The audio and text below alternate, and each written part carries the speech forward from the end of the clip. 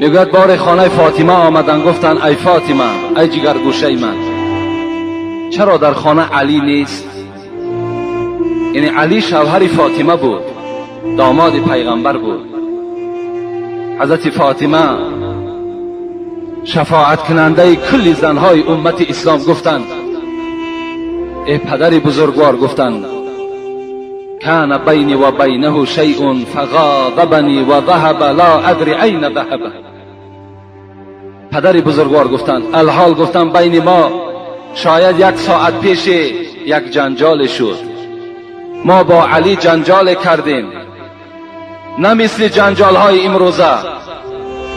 بعض جوان مسلمان، خدا پدر و مادرش رحمت کنند، میگوید که زن من میگوید در دهن تو من فلان کنم.